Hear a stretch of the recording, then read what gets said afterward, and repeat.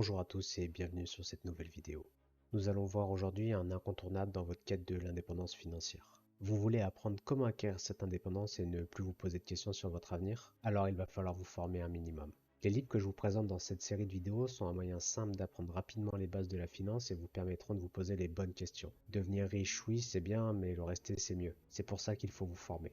Je vais vous présenter un résumé des concepts du livre L'investisseur intelligent de Benjamin Graham. Graham est considéré comme le père de l'investissement en valeur. Il a enseigné à Warren Buffett, l'un des plus grands investisseurs de tous les temps. L'investisseur intelligent est l'un de ses livres les plus connus. Il a été publié pour la première fois en 1949, mais il est toujours d'actualité aujourd'hui. Avant d'apprendre à gagner des millions, pense à t'abonner et à liker la vidéo. Après ça, nous allons pouvoir débuter ton apprentissage et commencer à t'enseigner les principaux concepts utilisés par Graham pour devenir riche.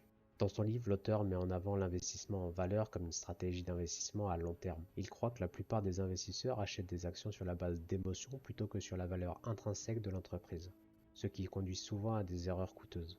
Au lieu de cela, il suggère que les investisseurs recherchent des entreprises sous-évaluées et les achètent à un prix inférieur à leur valeur intrinsèque, ce qu'il appelle une marge de sécurité. Pour Graham, l'investissement en valeur repose sur une analyse fondamentale rigoureuse.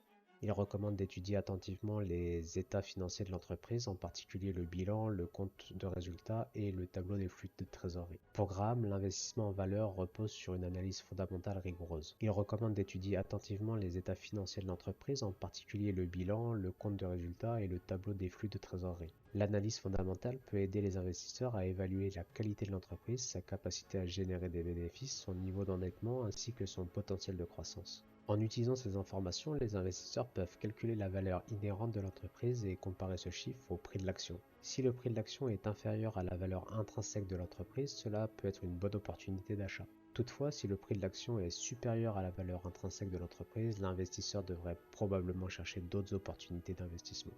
En plus de l'analyse fondamentale, Graham recommande la diversification pour réduire les risques. Il suggère que les investisseurs achètent des actions de différentes entreprises dans différents secteurs d'activité et même dans différents pays. Cela permet de réduire l'exposition à un seul titre ou à un seul secteur d'activité. Cependant, Graham estime qu'il est important de ne pas trop diversifier son portefeuille.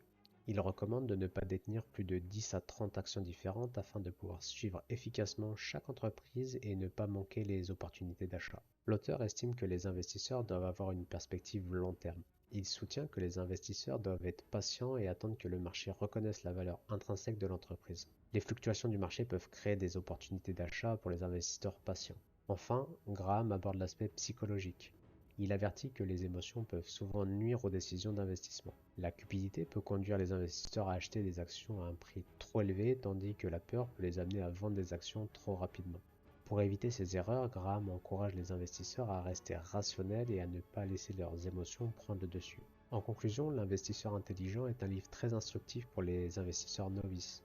Il propose des stratégies et des principes éprouvés pour l'investissement en valeur.